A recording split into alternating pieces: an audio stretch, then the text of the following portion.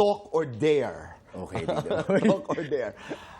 Ang tanong, magkano eksakto ang talent fee mo sa Video City? Talk or dare? No, para di ko po yata pwedeng sabihin yan. Dare na lang po, dare na lang. Dare. Ang dare mo ay, RD, anong uunahin natin? Okay. You impersonate.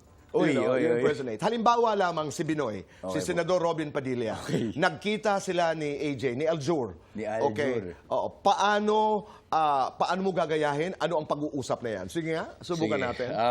Ito, ano lang po ito for for entertainment is only. Okay. So, kunyari po si... Dito. Halimbawa. Magandang araw naman sa'yo. Ako'y lubusan nagpapasalamat dahil pinigyan mo ako ng pagkakataon na makilala kita sa araw na ito.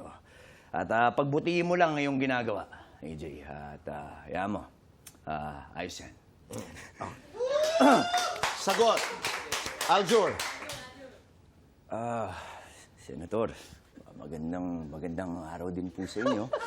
Ako po'y nagpapasalamat, at nandyan po kayo.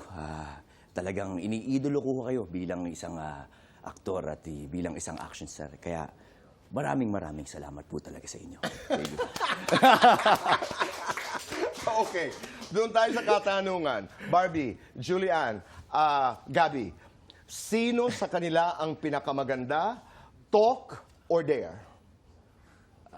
Ang hirap sagutin. Dare na lang, dare. Dare na lang. Dare. Okay. Di ba may sayaw si Bianca, yung voguing? Paano Yun ang dare. Paano yun? Yung mga gumaganong-ganon si Bianca, gayahin mo yun. Okay? Panuorin ho natin si Rulo. Paano po ba? Paano ba yan? Lagi ko na nakikita si Bianca, ito yung ginagawa niya eh. May gano'n siya lagi. Yan. Mga gano'n. Yan. Paano ba yung mga sayo niya? Okay. Yan. Mga ganyan lang. Wala Abaan mo pa. Paano, Tito Boy? Yung mga ganon. Wala akong maisip na sayo niya. Parang mga ganyan.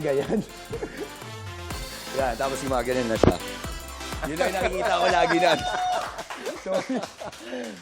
Bianca, Yeah. kumusta siya? Well, she's very happy right now. Ako rin, sobrang happy. Sobra. Lalo na sa karera. Kayo ba may rules? I did an interview with a couple dito sa Fast Talk. At meron silang rule. No, I think there's Billy Crawford and Colleen. Yeah. Sabi ni Billy, Colleen, when you do your scenes, and I think he was referring to intimate, halimbawa if you have kissing scenes, don't think about me. Sa inyo ba ni Bianca, do you have rules?